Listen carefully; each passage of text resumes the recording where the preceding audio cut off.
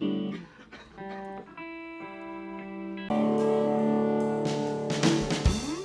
I'm Mary Mancini, and this is the Lucy's Record Shop podcast, where you can hear stories behind the legendary 90s Nashville record store and all-ages punk club. Last week, I spoke to Dallas Thomas, who played in so many bands at Lucy's back in the day, and whose new band, Ready for Death, will be playing the Lucy's Record Shop 30th anniversary show on Sunday, September 18th at Dark Matter in Nashville. This week, I'm releasing a two-parter with members of the new metal band 12 Volt Negative Earth, Josh Toomey and Travis Howell. 12 Volt not only played at Lucy's, but will be reuniting the original lineup to play the anniversary show. They haven't played a show together since 2009, so it's going to be historic and epic. I'll also be releasing a special anniversary show edition of the podcast, featuring the members of what seems to be everyone's favorite band. But it's a surprise, and I can't tell you who it is. If you want more info about the anniversary live music event, go to lucysrecordshop.com/anniversary. We're also working on setting up a live stream of the event for those who can't make it to the show, and we will have a way that you can record your favorite Lucy story for a future episode of this podcast. So here we go with part one of 12 Volt Negative Earth.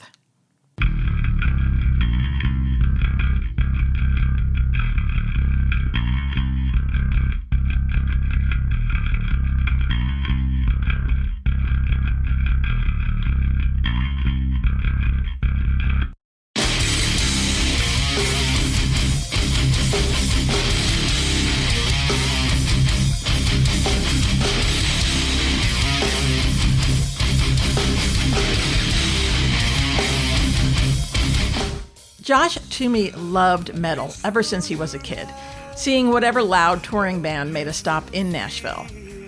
At the time, he didn't know much about the local music scene. All that changed when he met the guys in Adrenaline Hammer, fell in love with their music, and started hanging out at their rehearsals.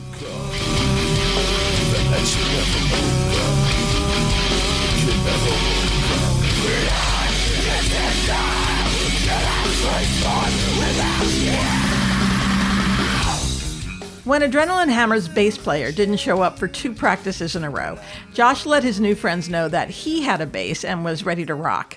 Not too long after that, he was an official member of the band. Adrenaline Hammer eventually became 12 Volt Negative Earth, and bolstered by a lot of hustle and some really clever marketing techniques, would go on to sell out Lucy's with its relatively small 200-person capacity and 328 Performance Hall, which had a capacity of over 1,000. 12 Volt played out of town as well, once on a 2-week tour that Josh ingeniously booked using only AOL Instant Messenger. When Josh left 12 Volt, he continued to play and tour with a few other bands, even landing once on the stage of CBGB's.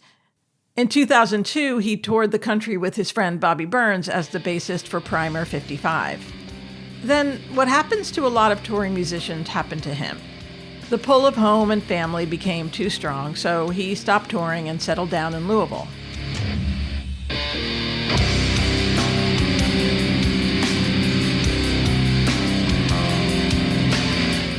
One of the fun things I found out about Josh is that when he was a kid, he wasn't satisfied with just seeing his favorite bands play. He wanted to meet them. And not just meet them to ask for an autograph, but meet them and have real conversations. So before every show he went to, he prepared questions. And then he and his friend, armed with Josh's knack for being in the right place at the right time, would set out to find the band. And they usually did. He has the Kodak Instamatic pictures to prove it. 30 years later, Josh was listening to a podcast and thought to himself, I could do that. And the Talk Toomey podcast was born, turning his natural curiosity and knack for crafting thought-provoking questions into over 400 episodes of content. Metallica, Megadeth, Anthrax, you name the band, he's interviewed them. And that was before he joined up with Knotfest and helped turn their festival website into a loud music news and journalism juggernaut. We moved to Nashville in 1990, and that was my middle school years. Hawkins Middle School there in Hendersonville. I was, getting into kind of the later stages of the hair metal were still kind of around. My cousins and stuff were listening to Kiss and Cinderella and Poison and all that stuff. And then, grunge really hit, a couple of years later. And I started going to shows in 94 at like 328 was my first show I ever went to was Cannibal Corpse. I do always love to say that. Everybody's like, who was your first show? And everyone's first show is always Poison or New Kids on the Block or something. And I'm like, my first concert was Cannibal Corpse. But we started going to 328 and then quickly went to Starwood to see Metallica and Pantera. And I didn't know about a local venue. I didn't know about all ages venues. I didn't know there was a local band scene, things like that. But then you started hearing that, Green Day was supposed to play there, or you start hearing, oh, did you know that this band was going to play Lucy's, or this band is playing Lucy's? And Lucy's to me it was like a holy grail kind of thing, because you just didn't know how the local scene worked. You just didn't know how to get a show. You didn't know how to, that was back obviously pre-internet. That's pre people just having studios on their laptops. That I've always said that's one nice thing about being in a band in Nashville is everyone's dad was in a country band, or and they all had connections to studios, or and that kind of goes into how I met the guys that eventually became 12 Volt Negative Earth. But the thing with Lucy's was I really had to go back and look at it, and I don't think I ever went to Lucy's before I played it. And I never opened Lucy's. We always headlined. So I mean, and I kind of walked in with the guys in 12 Volt. They were originally called Adrenaline Hammer. They already had a following, and so by the time I joined the band, they were already established from other bands and things like that. So kind of walked in, a little bit, what is like being born on third base or whatever they say. You walked in there not really having to I guess prove yourself or whatnot. But the one thing that growing up, you would hear about like rock block guitars downtown, and we're in Hendersonville, and Hendersonville back then to me felt like a million miles away from Nashville. But I mean, it just wasn't like a place where my dad wasn't going to drive me to Nashville to drop me off at Lucy's. Like, you hear a lot of kids saying they got dropped off at Lucy's. Like that wasn't going to happen. I found friends that had cars and stuff that would eventually start taking me to shows like at the bigger venues, like, and I guess 328 really wasn't that much bigger, but that was, the little bit more of the established headliners were coming through. But all in all, I think my first Lucy's experience, like I said, was, I think we was the first time I ever played there was in 96. How did you end up in Adrenaline Hammer / 12 Volt? I had met a guy named, we all called him Poopy, but his name was Jason Barnett. He's actually, I still think, in the Nashville scene, playing Springwater and still playing shows and stuff. But he knew Trey from Trey Suter from a few other projects. I mean, when you're 16, 17, I guess everybody just starts playing with everybody. But Jason actually got into the band, into a version of Adrenaline Hammer. And Jason's dad is a guy named Mark Barnett, I believe. And he's, country musician, guitar player, acoustic guitar player, played flamenco guitar really well. But he had, 8-track recording studio at his house. And I had a couple of, just no-name bands that we, we were practicing here and there. But we went to Jason's house to record a demo.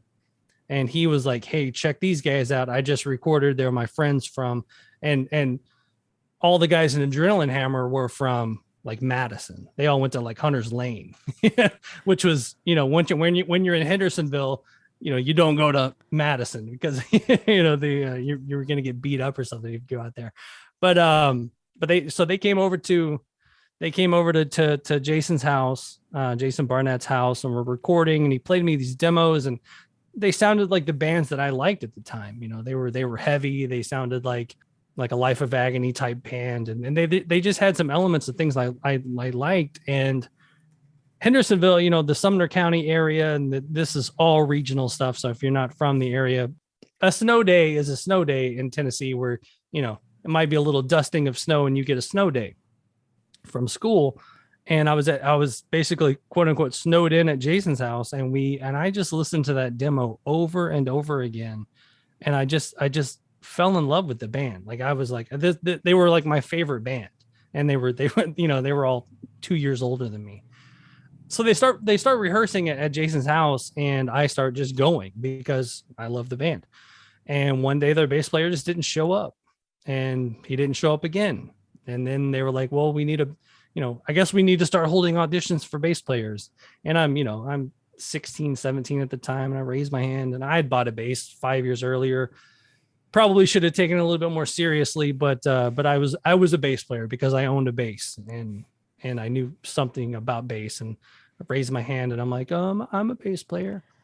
And it's funny because they almost didn't let me in the band because I was 17 at the time, and they were playing, the 18 and over clubs, and they were worried that like the Cannery and places like that. And they were worried that I wouldn't be able to get in. But with the gift of gab and persuasion, I guess that I've had my whole life, I got in the band, and we quickly started playing. We played, like, I think my first show was like a house party to kind of get acclimated, and then immediately went to Lucy's, playing, which was always kind of funny to me because, Lucy's is, you go back to the history of Lucy's, and everybody talks about Teen Idols and all the punk that came out of Lucy's. And we were like total metal bands. Right, and there weren't a ton of metal bands that played Lucy's, I don't think. Like, looking back on it, every other night of the month would have been some sort of punk or ska or whatnot. And then there's 12 Volt Negative Earth on a Friday night here and there. It was fun to be in that scene, but it was also kind of, I guess we were kind of like an outlier too. Yeah, you were, but I'm pretty sure Donnie booked you, and you guys always packed the place. I mean, I think there was a crowd that followed you around. Well, that's an audience that followed you. Yeah, there was, but there was also that built-in element of Lucy's too, that if we would go and play Exit In, or we would go and play The End, or anywhere else, it never felt the same. It never felt like people on top of you, and just that close-knit thing of it. And then the one thing that I honestly remember this, well, hopefully I got the date right, because you have all the calendars, but I believe it's March 15th, 1997 was the first time we sold out Lucy's. And I was still at Hendersonville High School, and I had like a graphic arts class, and I made all these flyers, all these different variations of flyers, and I flyered my school. And that was one thing we did religiously back in the day, was flyer. We stapled flyers and handed out flyers, and went to other people's shows, went to other Lucy's shows. Hey, come check out our band next weekend, blah, blah, blah. Go to the big Metallica show at the arena, go to the big Misfits show at 328, and just handing out flyers constantly. And I remember we got there to that show, and we had some friends open up, and then a band, I think from Evansville, played in the middle, and 12 Volt crowds were always in the bank parking lot across the street, maybe sneaking some booze, but not in Lucy's. We always knew not to do that. But, everybody was over there in the parking lot, drinking their whatever terrible concoction of something that they were having. And so the first band goes on, and, places 20, 30 people in there. And I always got nervous. I was like, not nervous that the bad show, but just nervous no one was going to show up. And then the middle band played, and they were the out of town local band, the out of town band, and place cleared out. Oh, and I was like, oh man, we are going to be, no one's going to be here tonight. Like, everybody came for the first band, and now they've left. And I remember so it's time for us to go on. And, that was the one thing that I'm sure you probably had to live through, tons of just bands getting on stage and just taking too long to set up, and tuning on stage, and the drummer getting his kit perfectly and all that stuff. So we're setting our stuff up, and I've got my back to the crowd, and dialing in my bass tone or whatever I was doing. And I remember I turn around, and there are just people everywhere. I mean, there are people all, you could see all the way back into the record shop. There were people lined up against the wall, all the way going back to the bathroom. I mean, it was sold out, like, and And what was the crazy part is I remember seeing people I went to high school with that I didn't even know knew my name. You know, it was like, I was like, why are they here? Like, why is this group of people here? You know, but I mean, I was never like the stereotypical metalhead kid. Like I wasn't like ostracized or anything. I just wasn't friendly with them. So I didn't know why they were there. They got a yeah, flyer, apparently. Yeah, they got a flyer from my graphic arts class. But and I'll just never forget that feeling of like, wow, we sold Lucy's out, you know, and just, I don't know if it was you guys per se, or if it was IndieNet, but I remember someone was always talking about that they physically had to lock the front door for some of our shows because people were still trying to get in, and you're like, we can't let any more people in. And that was always a crazy time. What was the first time you recorded? Did you record with 12 volt? Was it in the 90s? Yeah, we recorded, sometimes, you know, I look back on things like this and that, like why any of this stuff ever happened, and then like why it happened to me type stuff. Because living in Hendersonville, you know, there was one guy, a guy that worked at the Great Escape in Madison. He broke off from the Great Escape, the user record store for everybody listening, comics and all that stuff. He broke off and opened his own place called Music and More in Hendersonville, and it was on my way home from school. And so I would get out of school, stop into Music and More, and sit there and talk with Mike Richards. And I would talk to him. And then one day he came in, and I was telling him, or I went in and I was telling him about Adrenaline Hammer and how I got in this band, and it's a real band. And because I mean, he would tell me stories about the 80s, and you know, his band one time got to block off part of Broadway, and they shot a music video for MTV, you know, like that type stuff. So I'm like going in there telling him my stories about Adrenaline Hammer, and I played him the stuff, and he liked it. And then he said one day that Fred Coury from Cinderella came into his shop and was telling him like basically why he was in town, and he had moved to Hendersonville, and he was starting to record bands and record country music and write songs and blah blah blah. And I was like, well, if he comes in again, you know, you gotta introduce me. And then like, so within a few months of Fred moving to town and me joining Adrenaline Hammer, all of a sudden we're working together. And this like, and again, always goes back to Nashville is full of these gigantic studios that, you know, Faith Hill owns, and all these massive people own, that not everybody that works there always wants to do country. So sometimes you get to sneak in your metal bands. Sure. Yeah. And I think that's what Fred did, because Fred never charged us a dime for any of this stuff. And it was full on gigantic studio, you know, 2-inch tape and all the bells and whistles. And he just really believed in what we were doing. And so it was crazy to just kind of walk into that. And then whatever happened to that recording? I mean, we've still got some tapes of that. Did it come out though? That never came out. It was kind of like a demo. He was trying to shop us to a few things, and he was trying to get us a deal. And it was kind of like a, hey, if, you know, let's record this demo, and then I'll help you get a deal, and then I'll make the money, you know, kind of deal. Sure, yeah. And like about the same time that all that stuff started coming together, actually Cinderella got back together and, you know, did a big Rock on the, you know, Rock of Ages tour or something, and did, you know, Poison, Cinderella, Motley Crue summer type stuff. So we kind of went away from each other for a little bit. The first proper 12 volt, you know, album that came out was recorded 2 doors down from Lucy's.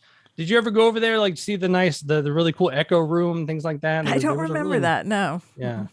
There was rumors that Elvis had recorded there, but I don't know if that was ever true. But because of this room that was so cool, I mean, it's just a very echoey room that they had over there. Yeah, yeah. I wouldn't be surprised. There's a lot of history on that block. Yeah. So the first 12 volt album was recorded there, and then we did an EP with him, with Fred Coury a year later, that came out called Baby Steps. But the first 12 volt album came out in '99. So that was another thing that's crazy looking back on it too, is because, you know, we're selling out Lucy's in '97, but our actual first album didn't come out till '99. Like we did 2 years of just shows, word of mouth. The demo was out there, but it was never really properly released. It was cassette trading type stuff. Yeah. Did you tour out of town too? Yeah, we did a ton of like, because I graduated from Hendersonville in '97, and then basically I booked a tour. I booked the first 12-volt tour using AOL Instant Messenger, and I would go, and on the early days of Instant Messenger, you could go in and you could, the filter tool, you could filter out. So like, say I wanted to show in Indianapolis, I could go in and region Indianapolis, and then you could put in likes, and I would put in like Korn or Limp Bizkit or whatever band, Metallica. And if people would pop up that had the same interests, then I would reach out to them and say, hey, what's the cool club in your town? What's the cool band in your town? Do you know anybody in a band? Any of those questions. And I booked an entire 2-week tour doing that. Like, it was like, oh, I know, and because if somebody would have reached out to me, they would have said, what's the cool club in town? I would have been like, oh, Lucy's, you got to check it out, and then they would have reached out to you guys. So that was kind of that.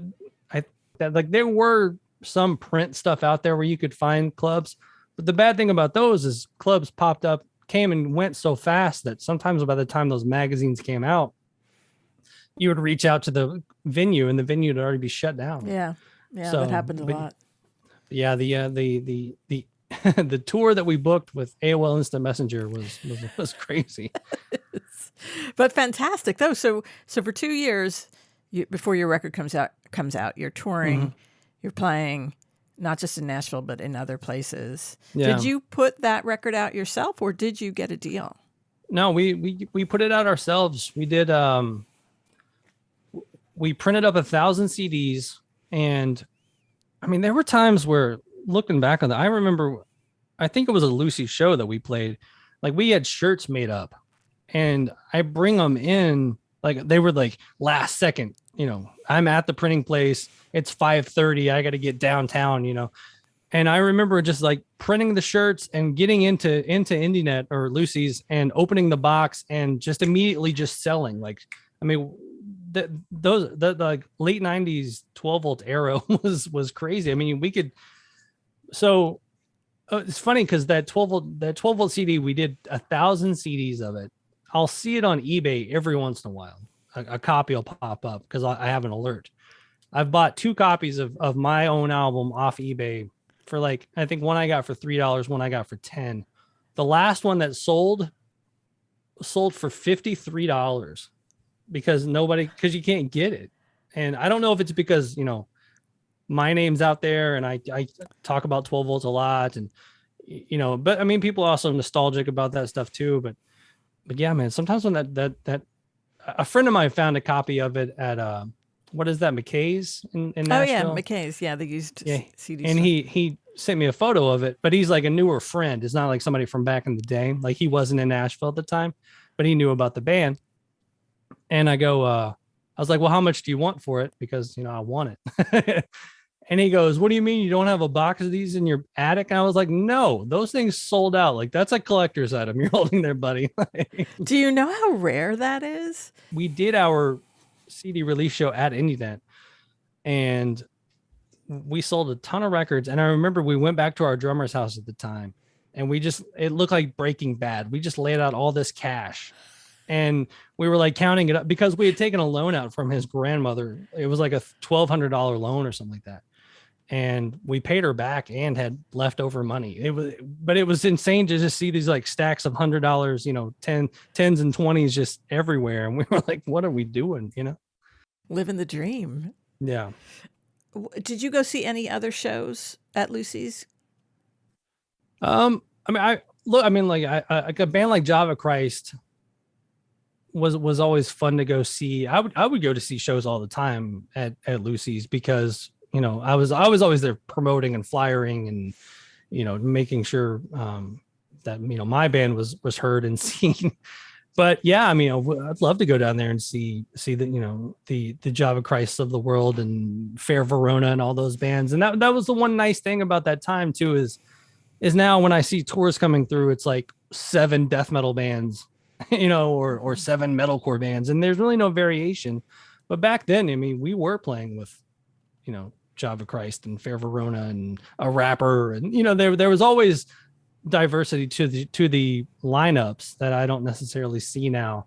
And that comes with, because I mean, there were other metal bands at the time in Nashville, but we never played with them. We never played with Valhalla, and I think we did one show with Piranha, and but I think we were Lucy's kids, even though we were playing a little different style of music. I think our ethos, I think, was way more punk rock than full on metal. We weren't worried about the money. We were worried about making good music. We were worried about having a good time. We were worried about community. And you can look at this either way, good or bad.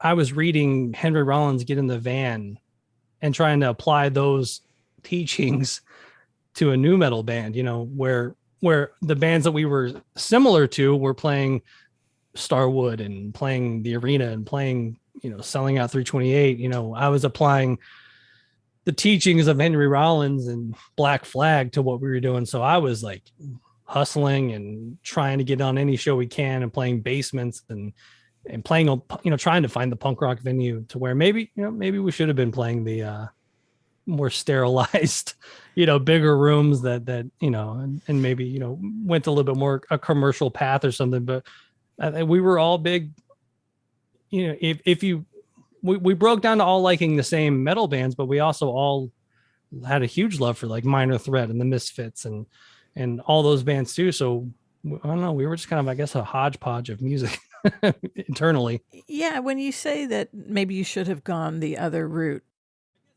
what would have happened, do you think?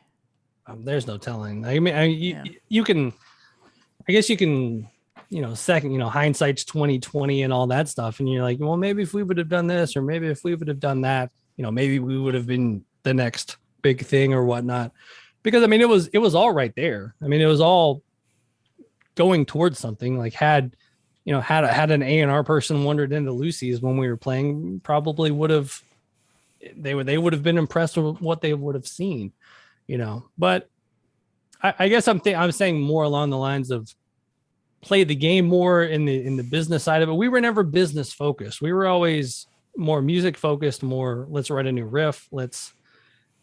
We never had a manager. We never had a booking agent. We never had someone going, hey, why don't you guys try this? Why don't you guys try that? Fred was there, but I don't think he ever really, aside from the name change, really, he didn't change any of the music or didn't, why aren't you guys doing this? Let's try to do a cover of that so we can, any of that stuff. So yeah. I think the business side of the band, I think we never really latched onto.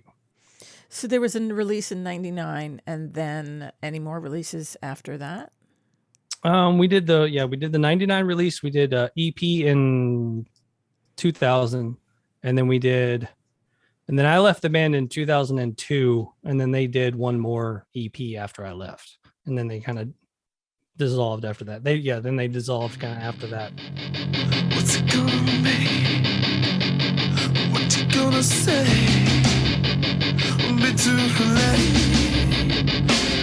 Just every time I think it's fun, there's something less than things have been fun. Why did you leave the band? Why did I leave the band? I joined the band at 17. I left the band at 23. And I mean, that's 6 years of just grinding. And I think we had like one hiatus in there maybe, but I mean, we were practicing 3-4 nights a week for 6 years straight, just trying to push forward. I don't know. I just got to a point where, like, once you're in something for so long and you're like, you just don't see the end, you know what I'm saying? You don't see the results. Had I stuck through it a little bit longer, I mean, kind of what we were doing or what we were morphing into kind of became a little bit more of what was going on musically. I mean, there were bands, heavier bands, kind of doing the singy verses, screaming choruses, and that stuff kind of really hit in 03, 04, 05. And some of those bands to this day are still kind of legendary, bands and whatnot. I remember I went to practice one night and I got there early and I just loaded up all my gear into the car. And I drove and I just said, I'm done. Like it wasn't anything dramatic. It wasn't anything, fuck you. It wasn't any of that stuff. It was just like, I think this is done. And I loaded everything in the car and I drove off, and like a weight lifted, because I mean, nothing to do with anybody in the band. I mean, we went through some lineup changes, but I mean, I love those guys to this day. I still talk to all those guys to this day. We still text all the time. You know, we randomly got somebody on, like I threw up a Facebook page 5-10 years ago for the band, and we randomly got a guy in like South America covering our song. You know, I'm like, he just sent us a cover that he did, like nothing behind it. He just covered it, you know. But so I pack up the car and I'm driving away, and I just felt like a weight lift off my shoulders. And, you know, and actually I did call our guitar player back, and I was like, you know what? I'm sorry. You know, can I come back? And and he was like, no. And so. How long after you packed up and drove away did you ask to come back? A couple days. You know, it was like I was like, all right, I'm done. I'm good with that now. Let's move on. And he was like, you know, he was like, no. And he's like, you know, you left, you walked away. And I'm like, all right, well, whatever. And then, I was bummed out. I mean, and my best friend to this day was still in the band, and we were, you know, I'd already auditioned for a few other bigger bands and things like that. And crazy about it, the craziest thing of all was I was like, all right, I left the band. I leave the band, packed up my gear, drove home to my apartment or whatnot. And I just sat there and I looked at my computer, and this is still pre MySpace. This is still pre Facebook. This is pre social media. So I had like 3 email addresses of kind of people in bigger bands. And I reached out to one guy named Bobby Burns, who was in a band called Primer 55, who was on Island Def Jam, who was touring, you know, doing major tours. And I had auditioned for the band, and it basically came down to me and one other guy. They went with the other guy. And I was like, I just kind of emailed him out of the blue. I'm like, hey man, you know, I'm not in a band right now. If you know anybody looking for a bass player, let me know. And he wrote me back, and he's like, actually, it's funny you emailed me right now. I'm thinking about starting a side project. Why don't you drive up to Louisville and check out this is crazy. Why don't you drive up to Louisville so you can hear the songs? Right. You know, not I'm going to email you a file. Right. So, I mean, I jumped on it, man, because I had met Bobby Burns a few years earlier. Like 12 Volt wasn't, when the second EP came out, 12 Volt wasn't able to tour. And because people had real jobs and stuff by that point. Because like I said, I was 22, you know, the rest of the guys are 25, you know, settling down. They got wives and kids are starting to pop up. You know, we weren't the crazy Lucy's kids anymore. We were crazy Lucy's young adults. And I had been to a show in like St. Louis, and these kids came by with Discmans and headphones, and they were selling their CDs. And they're like, hey, check out our band. And they would give you the headphones to put on. So I talked to my drummer at the time. I was like, why don't we do that? You know, Korn was going on tour. They're going to be close by. We had friends that were kind of in the business, so we could get some, you know, comp tickets and stuff like that here and there. Let's just take a box of, you know, a couple boxes of CDs with us and go up and down the line, people waiting to get in, try to sell our CDs. $5 a piece. And we sold a ton doing that. And we were just walking up and down the line, you know, hey, check out my band. Would you like to hear it? $5. And it got to a point where people didn't even care to hear it. They just saw us kind of hustling, and it was $5. And they were like, yeah, we'll check it out for $5, or we'll, you know, and we would make enough money for a hotel room, and we would go watch the show, go back to the hotel room next day. If they were going to, you know, I think we went to like St. Louis and a couple of other cities. And then we went to, we were in Indianapolis, and the band Stain was opening for Korn, and Stain was going to do an off show in Louisville with this band Primer 55, who was on Island Def Jam at the time. And they were kind of the big local heroes, and they were going to open for Stain, and Stain ended up canceling. So Primer still did the tour, or still did the show. And so we're there with our CDs, we're doing the same thing, we're selling them or whatever. And I just see this guy walk by me with like all the charisma and charm and it factor that you could ever possibly want. And it was Bobby. And I talked to him that night. I'm like, hey, I'm in this band. I gave him the CD, blah, blah, blah. And then when someone probably 6 months later, I see on one of the metal news sites that they're looking for a bass player. And I reached out to the metal news site guy and said, hey, how do I get in touch with Bobby? Blah, blah, blah. So I had met Bobby at the show, auditioned for the band. I helped audition other drummers, and they ended up going with a different bass player. And then when I leave 12 Volt, I think me being in 12 Volt and, was kind of a conflict of interest or something at the time. I leave 12 Volt. I email him and say, hey, I'm out of the band. I'm looking for something. Anybody looking for a bass player? He goes, well, I'm actually thinking about starting a side project after this next tour. Why don't you come up, check out the tracks? I was like, man, he could have played me anything and I was in. Like, he could have played me a folk track and I'd be like, yep, sounds great. Let's do it. Because I just liked him so much. And so I come up, I listen to the songs. We drive around listening to him in his car, and I get home and he's like, what'd you think? And I'm like, I loved it. And he goes, well, when I get home from this next tour, we'll start, hashing these songs out. I was like, all right. And I'm working at like Domino's at the time. And I get a call and he goes, hey, do you want to play bass in Prime 55? And I was like, yeah. And he goes, our bass player doesn't want to, our bass player is quitting or something. And I was like, well, email me the set list. And, I bought the CDs or whatever and learned the set. And then within like a week from that phone call, I was playing at Lemoore in Brooklyn, so it was crazy how fast that came, the first show was Lemoore in Brooklyn, went all the way through Texas out to California.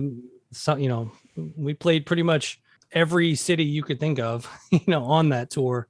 And then we get home and he goes, oh, well, I guess the band's breaking up now. And I was like, no, we can't break up now. Like, this is awesome. Like I want to keep going.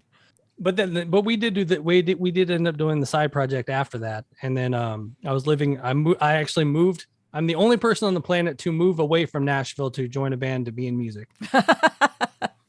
And then we did shows, we did some recordings, and then we did, and then I was sitting at his house one day and we are getting ready to, do some home demo recordings, and he gets an email from the band Soulfly.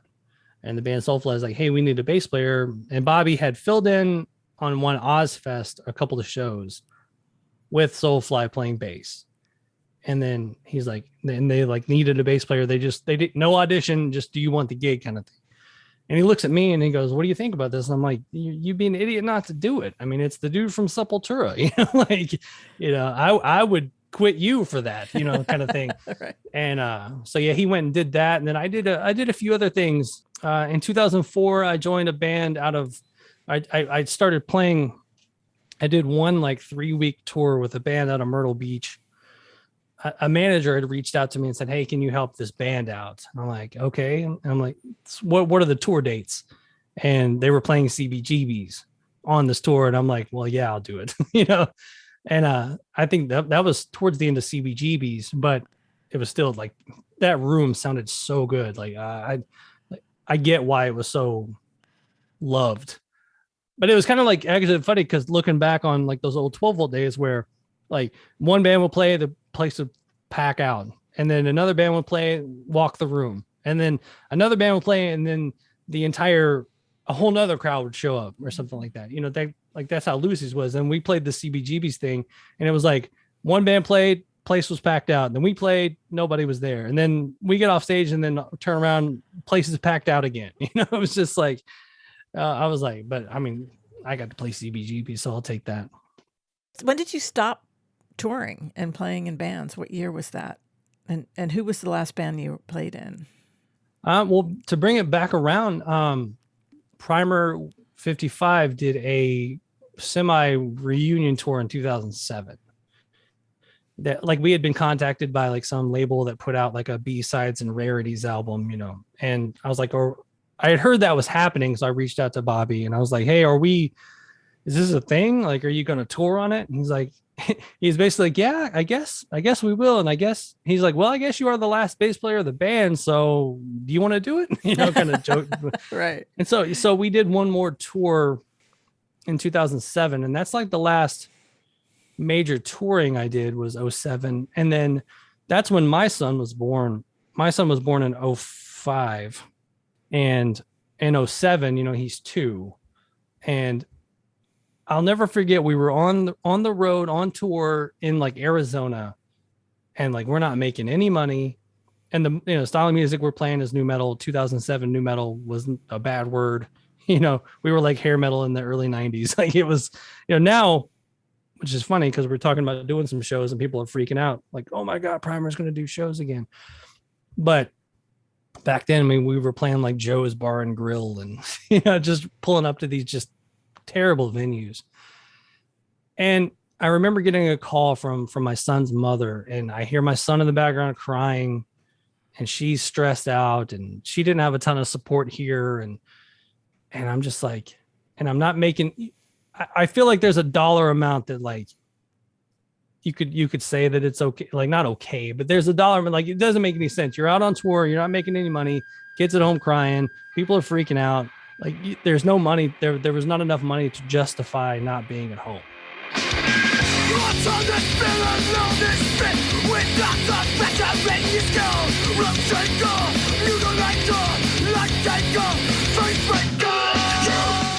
What happened between 2007 and 2016, and then what gave you the idea to do your podcast?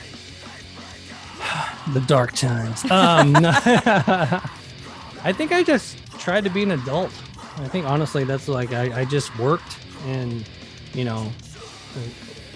had a couple of kids and just like 12 Volt did do a show in 2009, but we played a what was it, a 10-year anniversary of the first album show. That was another crazy night too, because we had like 300 people there. Like they gave us like $3,000. It was just like what just like how did this happen?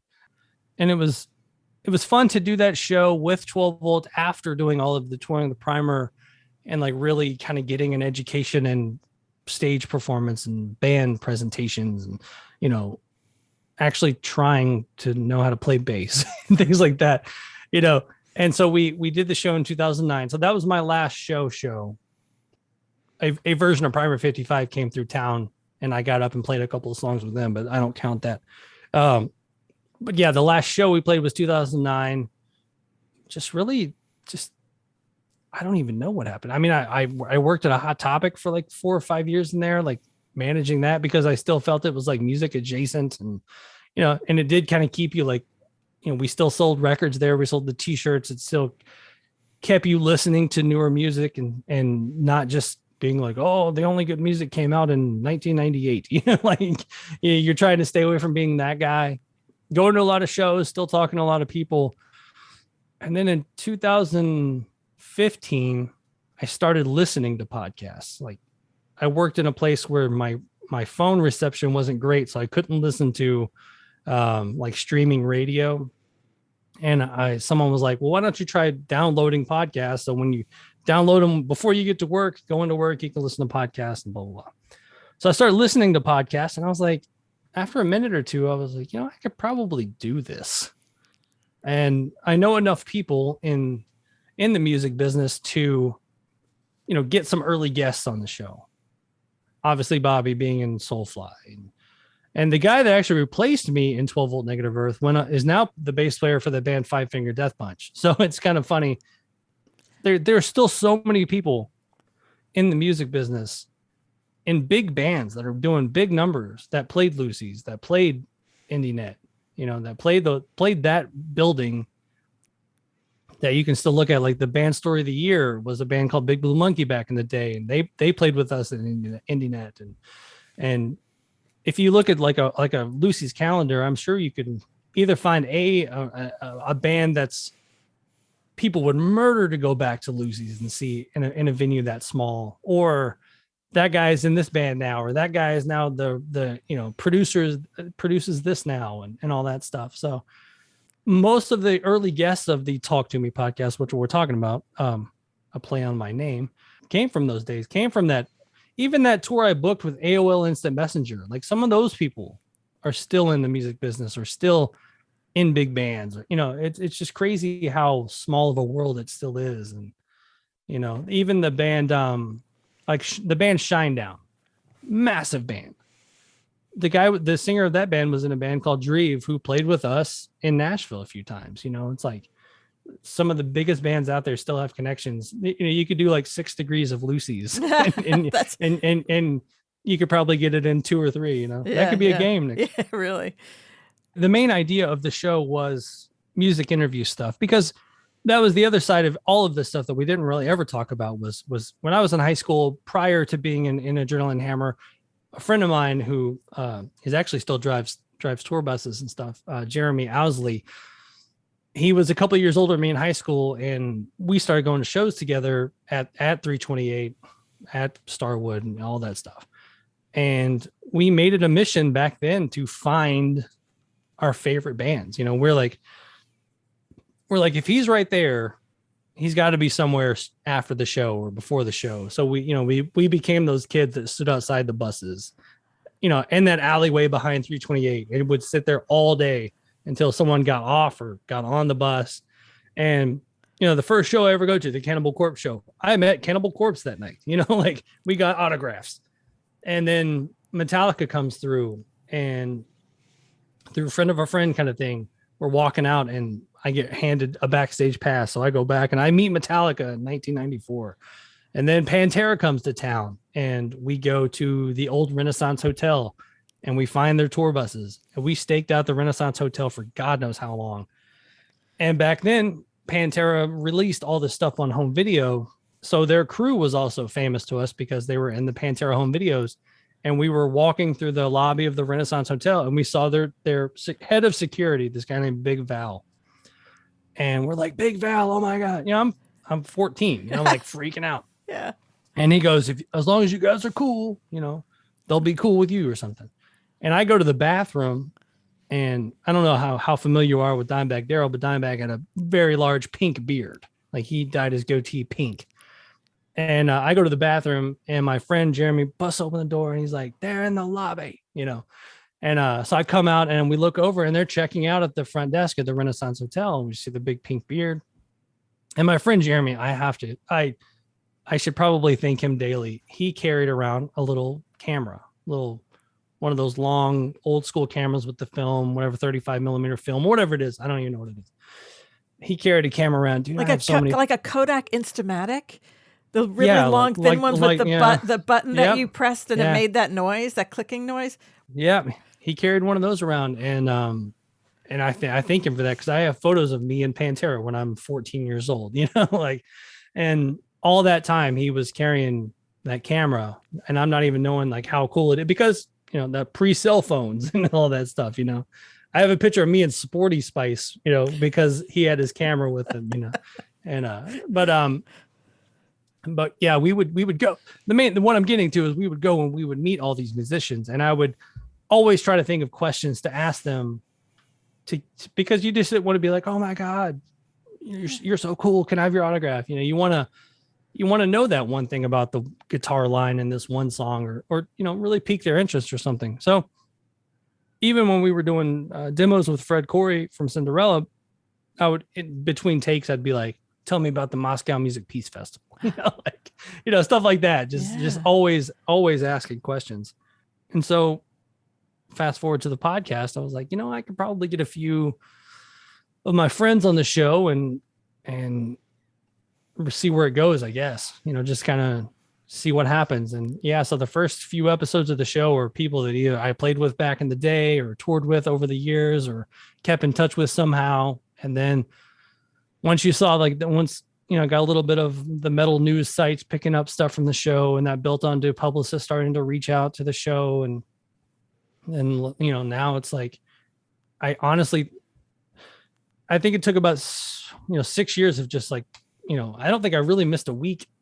Show comes out every Thursday. I don't think I missed a week, but maybe one, aside from taking, maybe the holiday, the end of December off here and there, but still putting out best of shows and things like that.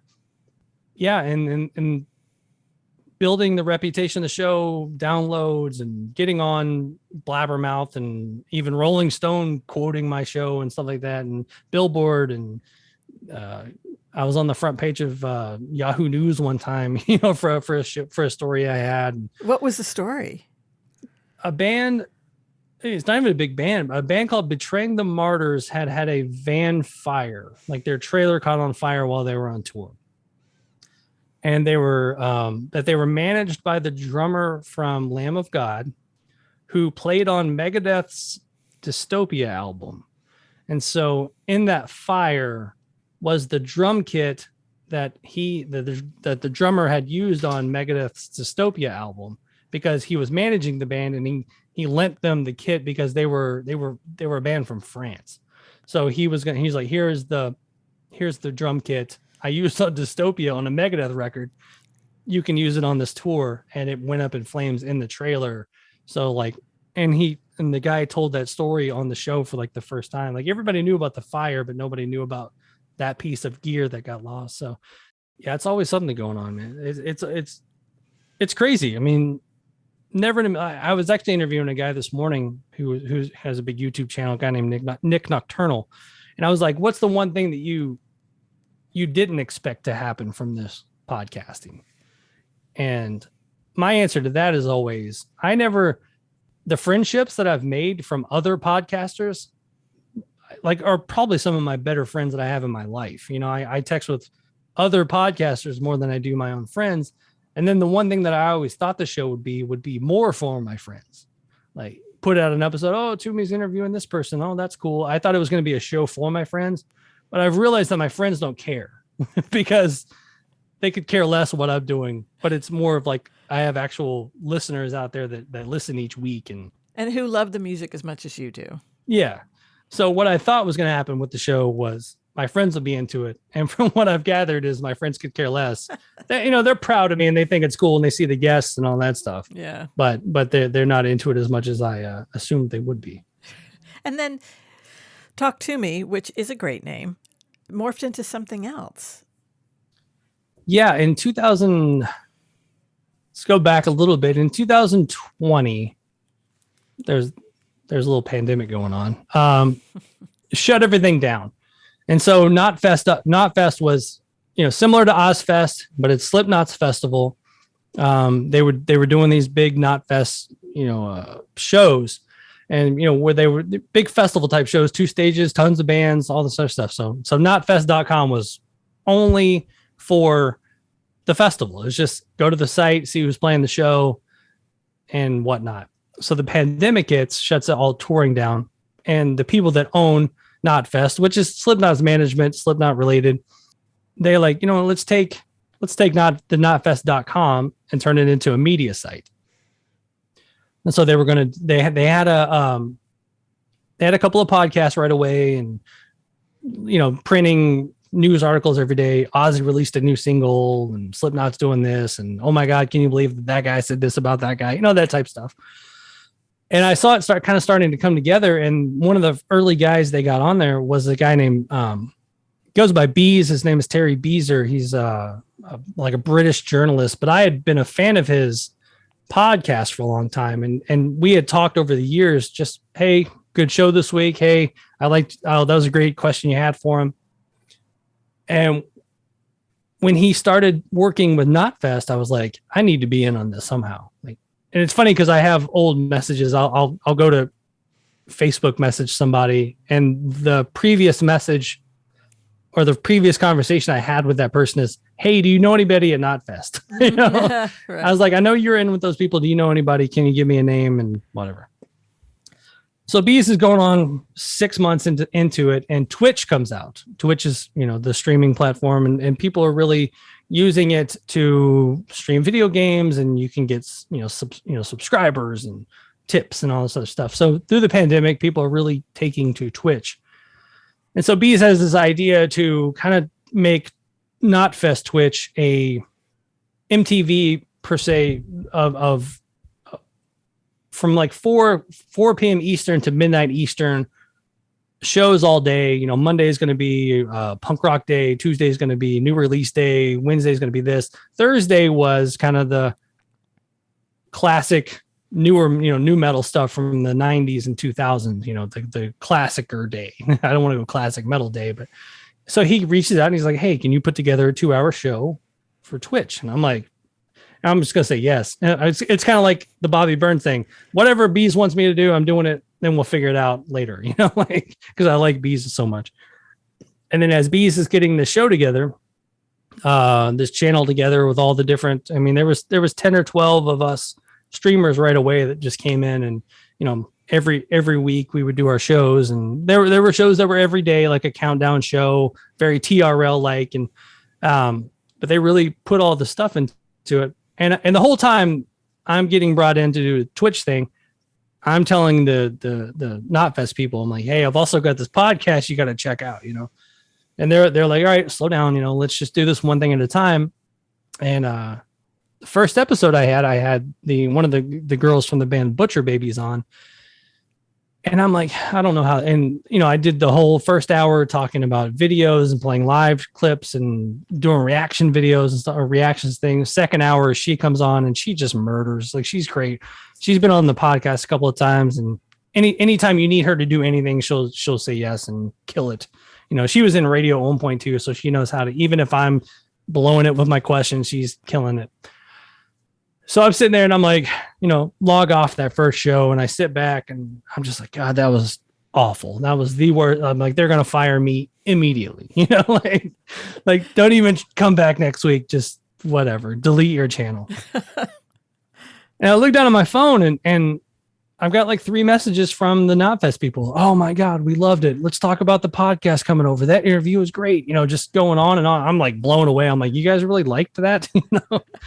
And then, wait the podcast, till you see what I could really do. I was like, and then it kind of morphed into, I had a couple of guests on each week, played some music videos, talked to the people in the chat room, and then, but it really got really super interview focused. And then after a little bit, I think at the first of this year, I left the Twitch channel and focused mainly on the YouTube side of it and the Talk Toomey podcast side of everything. And, once a week, knotfest.com, Knotfest YouTube, all your favorite podcast app, wherever you're listening to this interview, you can find the Talk Toomey show. And it's been amazing. I mean, like, and they pay me to do this, so I guess I'm a professional journalist now. So it's pretty crazy. Oh, the last thing, when IndieNet took over, like there was that time where they were switching over and they were building the new stage.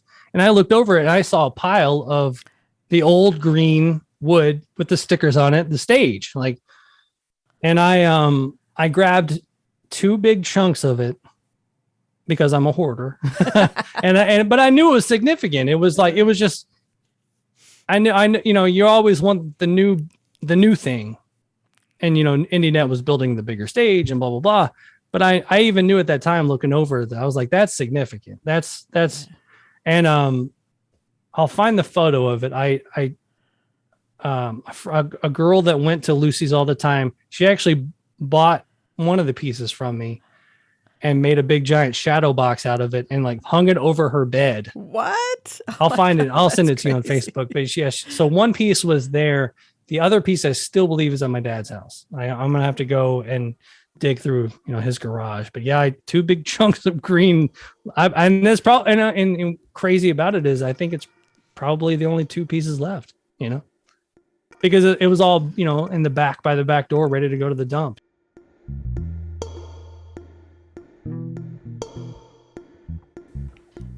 Thanks so much for listening. You can follow Josh on Twitter at Talk Toomey Talk, on Instagram at Joshua_Toomey, and Facebook at Joshua Toomey. You can also listen to the Talk Toomey podcast wherever you get your podcasts and at talktoomeypod.com. You can follow this show on Instagram, Twitter, and Facebook at Lucy's Record Shop, or email me directly at mary@lucy'srecordshop.com with your thoughts and any feedback you have. Also, if you have a minute, please take the time to share this show, even if it's just with one friend, and drop us a rating or a review. Many thanks to Michael Eads for his time and for the use of his studio, and to Lamb Chop for the intro music. Links to full versions of the songs used in this episode, all of them by 12 Volt, can be found in the episode notes at lucysrecordshop.com. This show is brought to you by Give 40 the Finger Productions and We Own This Town, a podcast network of original entertainment and documentary content.